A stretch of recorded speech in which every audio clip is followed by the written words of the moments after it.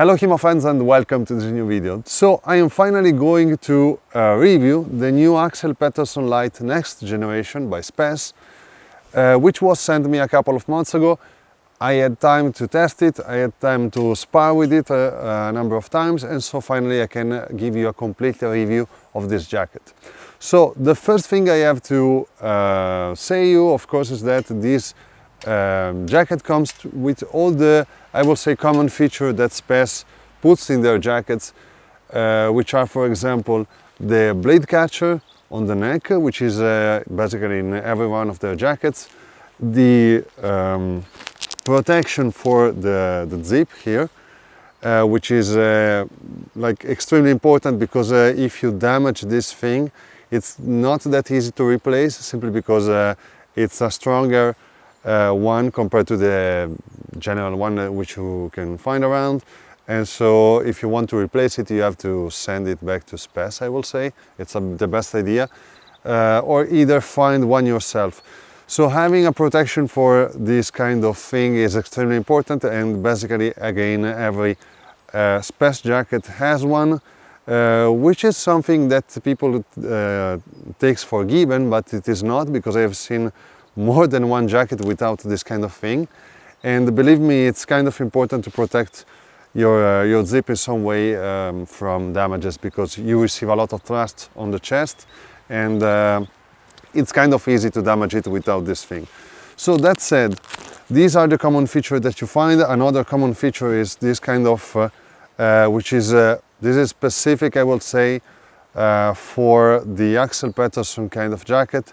You have a little bit of room behind your arms, which make your arm, we will see after that, I will try to move around a little bit with the jacket, but when you leave the arms over the level of your head, you don't, let's say, bring with you the jacket, so it doesn't expose your belly, which is an extremely important thing.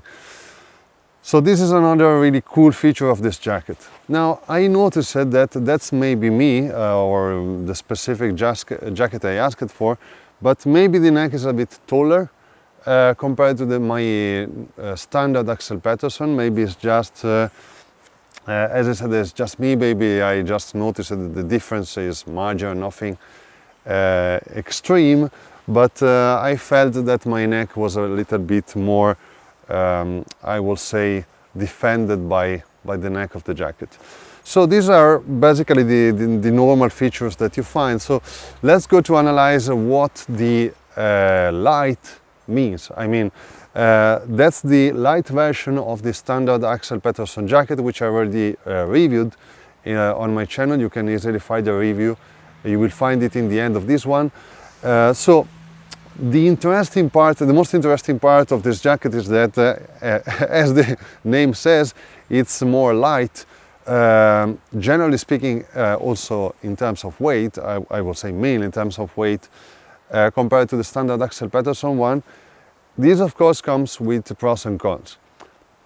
So what are the pros? That's the most important one.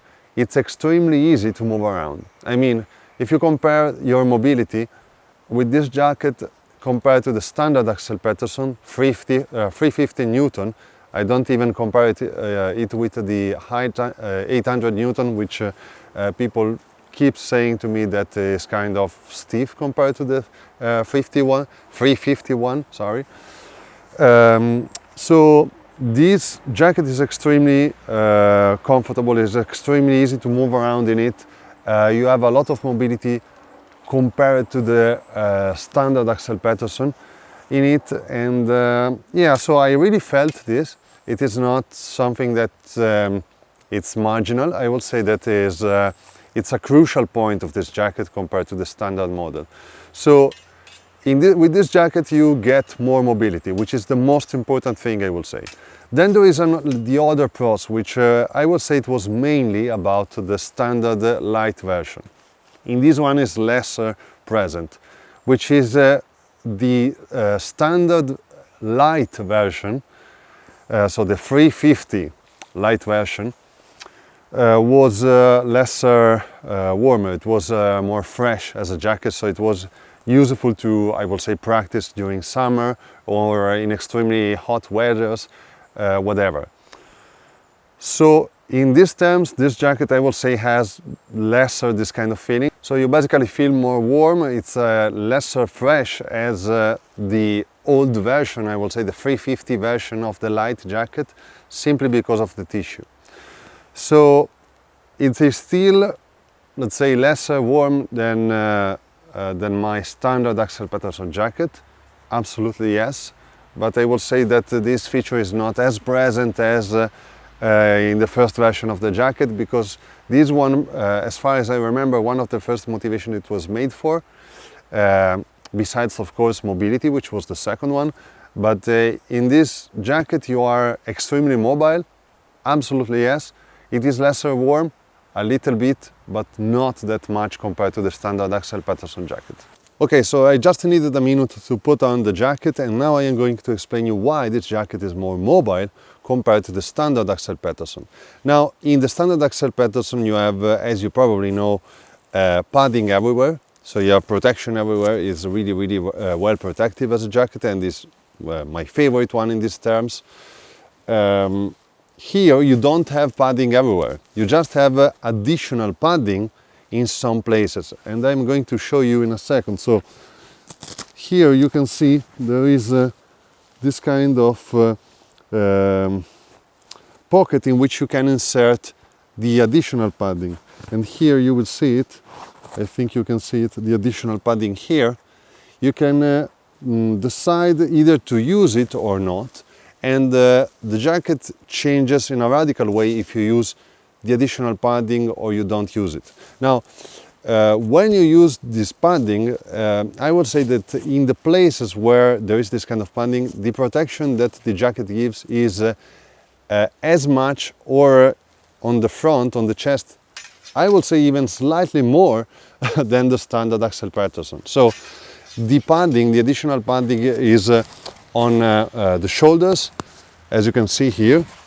I would say the upper arm more than the shoulder, on your chest, so the plastron in front of you and on the side of your torso, and also there is, and that's a really important thing to mention, which is changed, that is improved from the old version of the AP Light, is that you have part of protection from which goes up from your chest and arrives over here.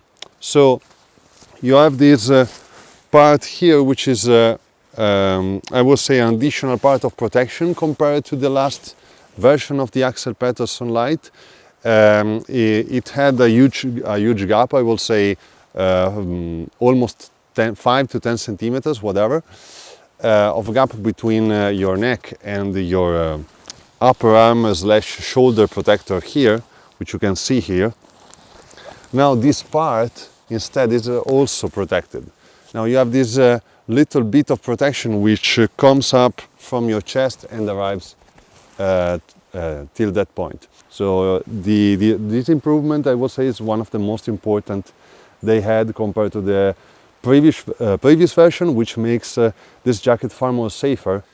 Now, compared to the standard Axel Pettersson model, this jacket is longer, as you can see, and at least this is the model which I received, but I think that's the main idea. It protects the hip, and it is something which I really like, honestly speaking. I mean, I prefer, aesthetically speaking, the style of the Axel Pettersson. The standard Axel Pettersson is still my favorite jacket in terms of shape and aesthetic, especially if you go for the, let's say, model which fits you, so the custom model. But this thing here is really appreciated. I mean, I really like the technical part, the technical qualities, the fencing qualities, let's say, of this additional protection over the hips, because I got hit a couple of times over the hip, and in a relatively harsh way, and if you never experienced it, I hope you will never, but it's kind of, I would say, it hurts.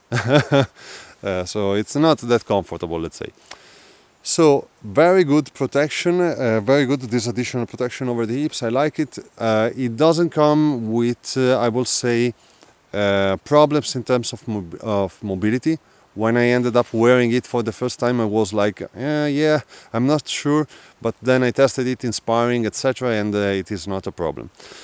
So a really interesting number of, I will say, additional features despite the changing in the cloth, which is of course more resistant.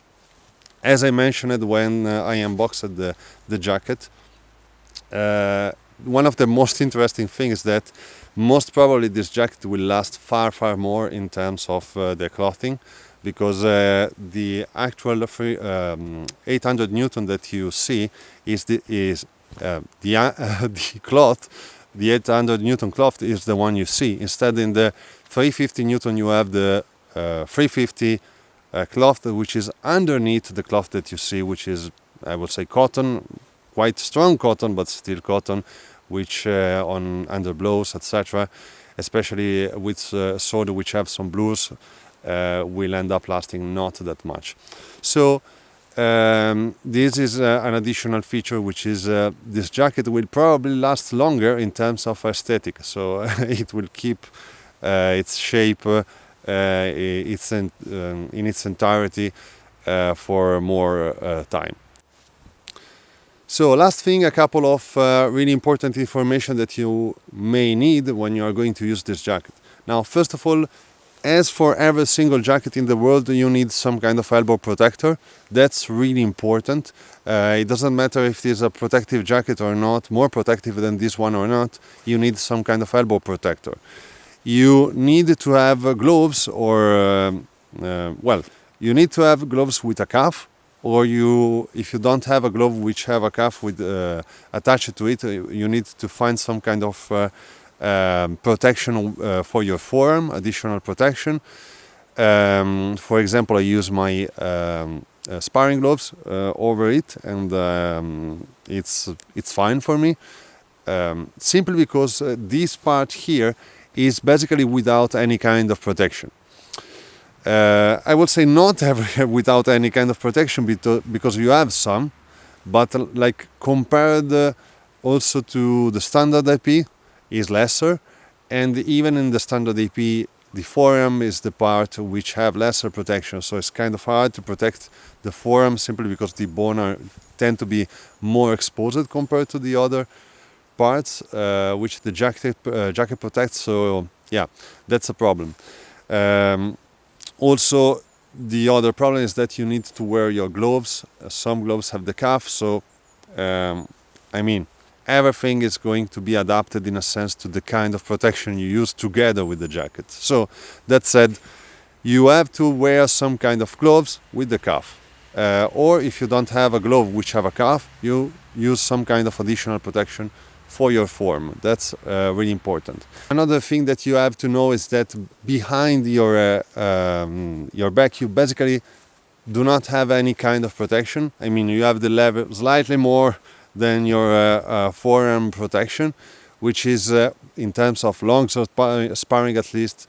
For other weapons different, but for longsword is basically nothing, or is a really light protection. So you don't want to hit your partner if he's wearing this kind of thing really strong in the back. So try to moderate your force, try to control your blows, or actually just avoid hitting someone in the back when he's wearing this kind of jacket. So just pay attention when you're using it. Now, I want to be clear. It is not that you do not have any kind of protection. There is some. But compared to the protection you have in the places where there is additional padding, is really marginal. So, that said, my personal experience with the jacket was kind of good. In sparring, I enjoyed it quite a lot. I was moving around really freely, and that's the most interesting part of it. I felt freer, I felt faster in a sense because of the same motivation, and I felt protected enough, which is the most important thing. I received the blows, like every single blow or thrust you receive in the front is basically, you don't feel it, It has a really good protection on the chest. On the upper arm is fine. The additional padding protects you in the place where you end up getting hit the most. And if you have the elbow protector and the forearm additional protection that I mentioned before, you are basically okay in every single part which ends up getting hit the most, especially in longsword sparring. I also tried it with my arming sword sparring and some sword and buckler, and it is fine too. So I would say, if it is fine for the longsword, generally speaking, it's fine for everything else, but that's almost a rule, let's say. So yes, a very good jacket, good protection, better mobility, and that's it. So guys, I hope you enjoyed the video. I really enjoyed the jacket, so yeah, thanks for watching. Remember that if you want to support me, you can just check my Patreon page in the video description. And as always, see you next time.